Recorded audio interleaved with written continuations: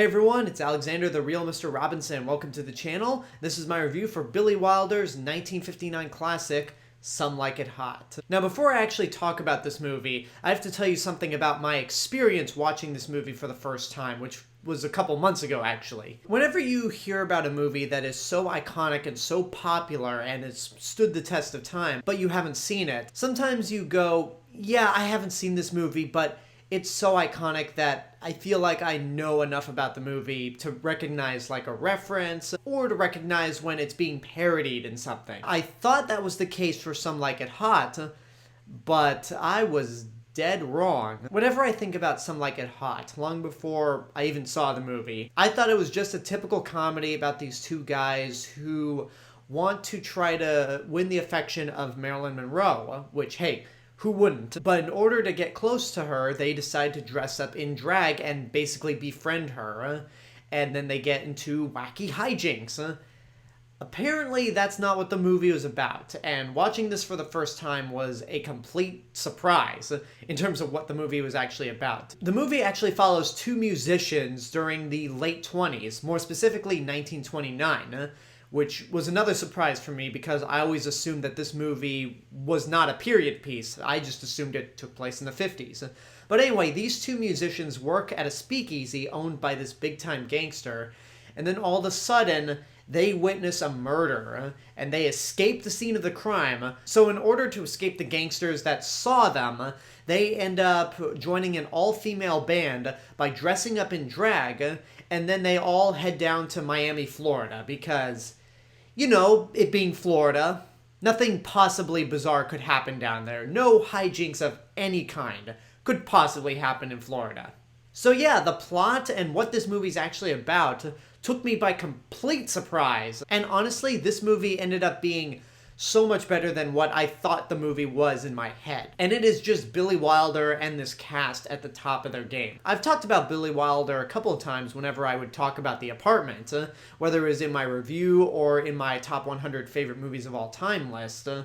I think Billy Wilder is just such an amazing director, and Some Like It Hot is often considered to be his crown jewel, the one movie that everyone associates him with, and it's not a bad movie to associate him with when you first hear the name Billy Wilder. As a testament to how talented Billy Wilder is, he can take an event like the St. Valentine's Day Massacre, which this movie is inspired by, and turn it into a wacky comedy. And this movie doesn't take itself too seriously. At the same time, it's not over-the-top goofy, and it's just a perfect mix.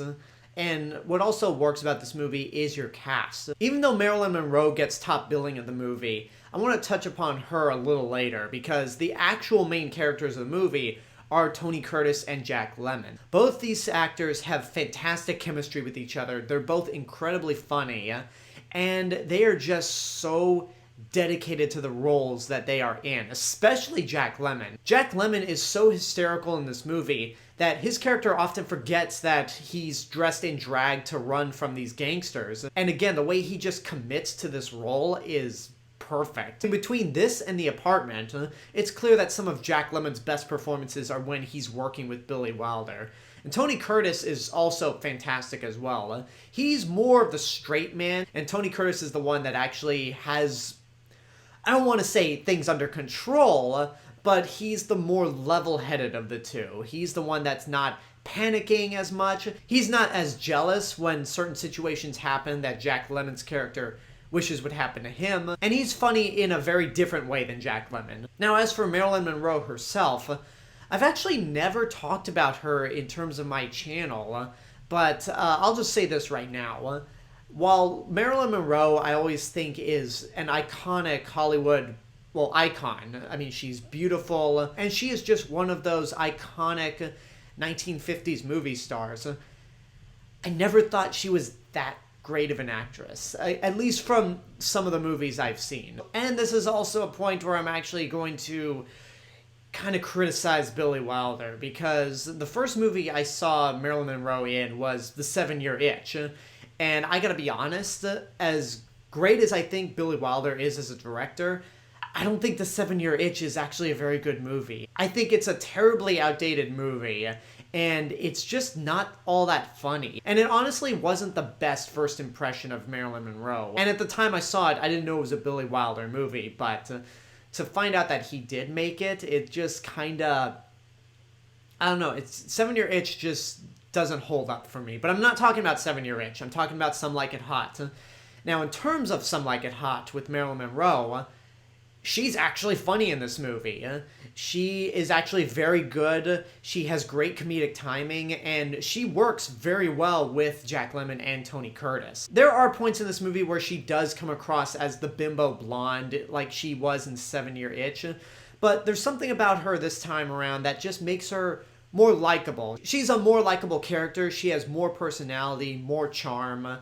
And yeah, she just works in this movie for me. And after seeing this movie and her performance, I had to think to myself, okay, if I see more of her movies, then I'm willing to give her the benefit of the doubt as an actress. There's a reason why this movie is considered one of Billy Wilder's best. It's so well directed, the script is great, all three of the actors work incredibly well together and have fantastic chemistry. It's funny, and it has some very iconic lines, especially with the movie's closing line, which I'm not going to say because it actually is the payoff to a long-running joke throughout the movie, and it's a damn good payoff and a great closing line. It's similar to the final line in The Apartment, Shut Up and Deal, where that's the perfect place to end the movie. But with that being said, this isn't my favorite Billy Wilder movie. It's excellent, no question about it, but I'm always going to go for The Apartment. I think The Apartment is just a brilliant movie on all accounts, and it's one that I could rewatch every year. And again,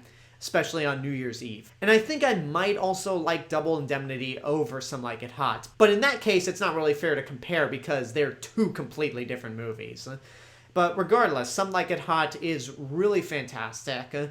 And despite me saying that it's not better than The Apartment, that doesn't mean it deserves anything less than get off your ass and go see it right now. It is just one of the great classic comedies out there. And for those who are in my age range and are discovering these old classic films for the first time, this is more evidence that Billy Wilder is truly one of the greats. And there you go, that's my review for Some Like It Hot. And now I want to know what you guys think about the movie. If you've seen it, what did you think? What's your favorite Billy Wilder film? Whatever the case may be, let me know in the comments below. And until next time, I hope you enjoyed this review. Don't forget to subscribe to the channel, give this video a like, leave a comment, support my Patreon page, follow me on social media, and until then, this is the real Mr. Robinson telling you there's only one.